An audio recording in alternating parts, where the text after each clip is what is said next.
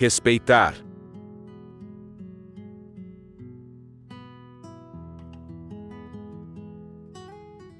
Respeite tudo.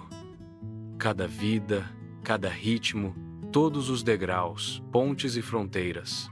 A natureza com todos os seus bens, formas e funções. Cada ser, cada espécie em particular, cada atividade, cada aspirar.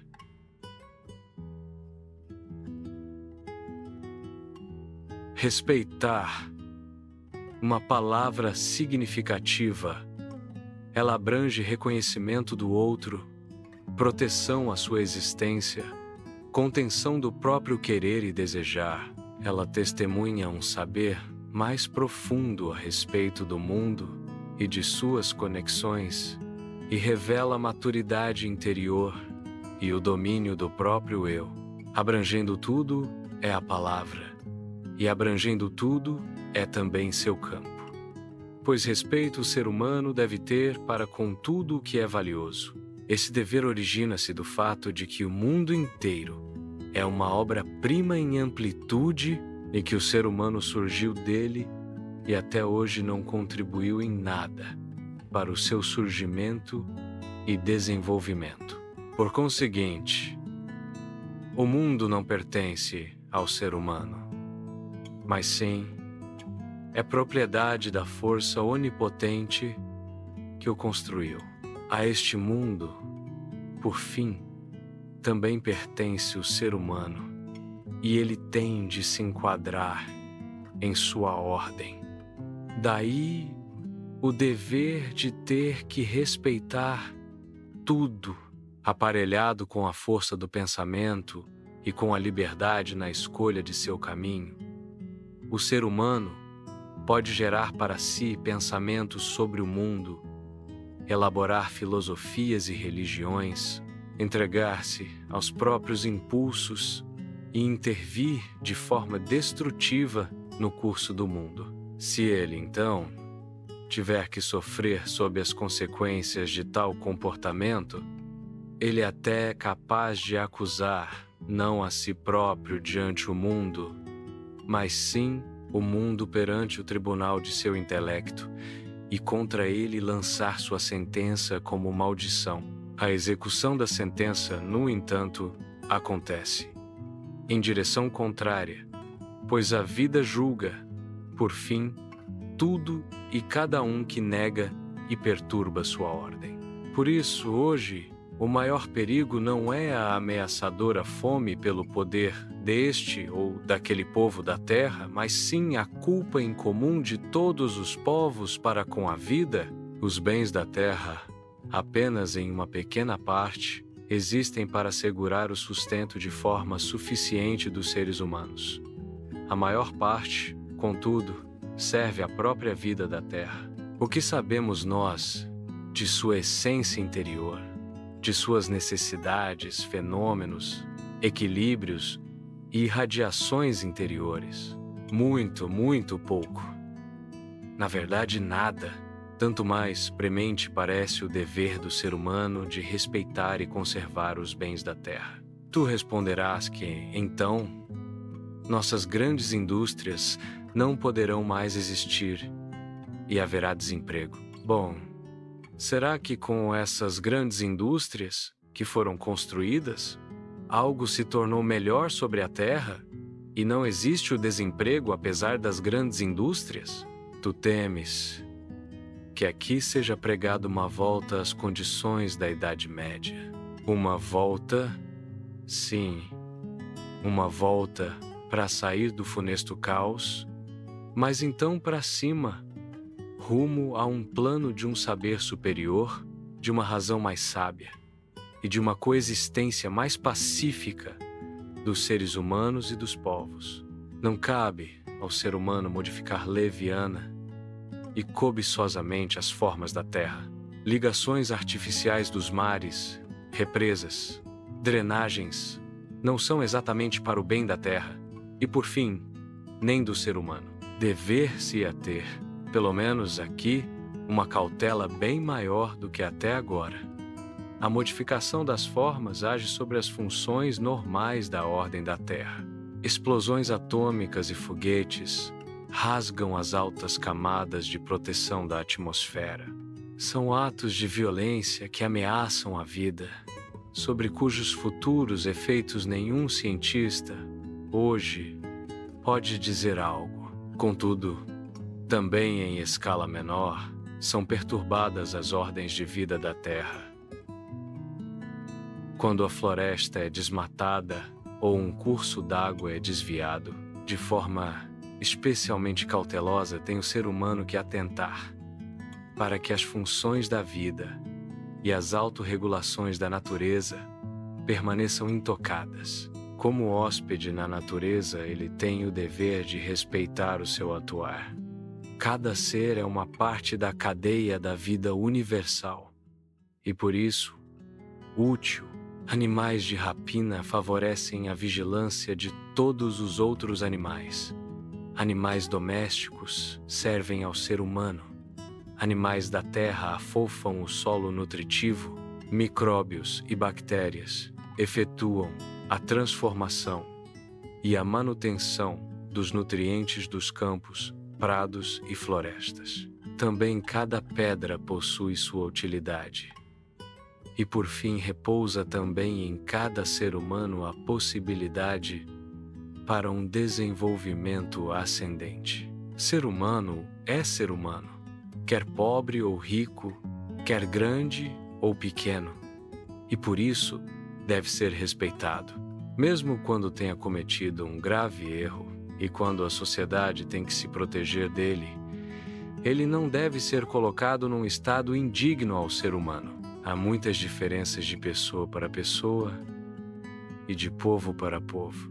Elas são a expressão da aspiração da natureza por diversidade, na qual se torna reconhecível um enorme impulso rumo ao progresso da vida, a elevação, a beleza e a riqueza.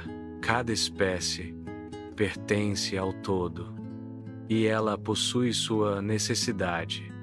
Tão logo caminhe com a vida e cumpra seus deveres para com a vida. Cada qual tem por isso de respeitar os deveres. A espécie diferente. Unicamente a vida pode julgar, na naturalidade de suas leis que lhe são próprias. Tu, porém, respeita a vida, bem como também suas obras, e a vida respeitará também a ti e ao teu atuar construtivo. Este é o único caminho que fica aberto para ti, para realmente auxiliar na solução da situação emergencial da atualidade. Não é a estrada larga, cheia de escombros e manchada de sangue das massas gritantes, mas sim a trilha estreita e cheia de paz do humanismo disposto a servir, onde então deve principiar o teu respeitar. Devia ser primeiro contigo mesmo. Tu próprio és portador da vida. Respeite-a, isto é, deixe tornar-se ação. Ação convicta e vitoriosa, aquilo que em ti ainda anseia pela verdadeira edificação e pela formação de uma vida terrena mais digna como ser humano. Isto é o mais vivo em ti, ainda em ligação com a vida universal. Siga-o, proteja-o e beneficie-o. E respeita teu corpo da forma, como respeitas teu interior. Respeite então toda a vida à tua volta. O que quer que tu encontres e que tenha vida. Uma flor, um besaurim, um ancião, uma criança, uma esperança, uma dor, um sonho, uma palavra, respeite-o e considere-o. Não deixe que passe indiferente por ti. Acautela-te de feri-lo com um golpe duro ou com uma palavra dura. Veja o valor nele e compreenda-o. Toda vida tem sua própria pulsação, seu próprio ritmo, o arbusto e o pássaro, o dia, a semana e o ano, a lua e as estrelas, o temperamento e o curso da vida. Respeite e considere também esse vibrar. Vá com ele e acautela-te de querer melhorar isso com intervenções artificiais. Não existe nada na natureza sem transição, sem uma condução gradativa de um estado a outro. Tudo atua e acontece em fases, em cadeias de fases, com início, ponto culminante e fim. Quanto o ser humano tem aí que aprender no correto decurso de seu atuar, o qual ele geralmente realiza em duros saltos, e assim também provoca as durezas e a agitação de sua atual existência. Que escola profissionalizante ensina, além do saber técnico, também a própria lei em fases da profissão? Ela é desprezada enquanto se visar o ganho de dinheiro, em vez de viver de forma saudável e feliz. Aparentadas com as fases há as pontes, com as quais a vida une diversas espécies e seres. Entenda dessa forma os idiomas dos seres humanos, ou os pequenos povos-ponte que fazem a ligação entre grandes povos de outras espécies. Quem respeita e cuida do idioma como ponte entre o eu e o tu. Quem respeita a tarefa de ponte dos povos limítrofes, ao invés de atentar contra eles com uma política de poder, completando, atuam os limites na natureza, limites climáticos, limites de crescimento, limites de maturação, limites de idade, limites de tensão, em uma mania errônea por igualdade. O ser humano rompeu muitos limites naturais em si próprio e na sociedade. Com isso, porém, também o apoio e a proteção que os limites oferecem. Abrigadas ainda vivem as comunidades animais dentro de seus limites de ordem internos, as abelhas, os pássaros, os assim chamados animais selvagens, os veados na floresta, sim, as galinhas no galinheiro. Procure, por isso, reconhecer teus limites e erigi-los novamente, para que tu te libertes da aflição e do medo. Em especial, trace um limite bem nítido entre aquilo que é construtivo e aquilo que é destrutivo. Respeite-o cuidadosamente, jamais o ultrapasse na ilusão enganadora de que uma vez não faz mal, pois uma vez é o começo do sempre, em cada pendor e em cada vício. Respeite, pois, o limite entre aquilo que ignorantes e levianos se permitem e aquilo que te condiz como guardião do humanismo. Aos muitos tipos de seres humanos associam-se numerosas atividades e trabalhos por eles desempenhados. Um é artesão, o outro pesquisador. Aqui atua um comerciante e lá um professor. Aqui um operário e lá um poeta. Diversos trabalhos que podem, todos, contribuir para a manutenção e o desenvolvimento da grande cadeia da vida, se forem desempenhados com consciência e beleza, e se for conservado o conceito moral adequado à profissão. Todas as atividades encontram-se uma ao lado da outra, não uma acima da outra, equivalentes, igualmente nobres, devendo ser igualmente respeitadas. Diferenças há apenas na forma e na maneira do desempenho consciencioso. O trabalho desempenhado pelo camponês, indo de mãos dadas com a natureza, o do artesão, feito com esmero, o do enfermeiro, ligado ao afeto, eles são superiores ao trabalho de pessoas de posições socialmente mais elevadas, caso estas os considerarem incômodos e os desempenharem de forma negligente e desinteressada. Qualquer que seja a profissão escolhida, ela deve ser intocável àquele que a executa, bem como aos outros. Apenas então, quando cada um respeitar sua categoria, e a saber respeitada, será capaz de entregar-se plenamente ao seu trabalho e dar-lhe um valor que se situa bem acima de toda remuneração paga. Os botões de hoje são as flores e os frutos de amanhã. Se o germinar cessasse, a vida acabaria.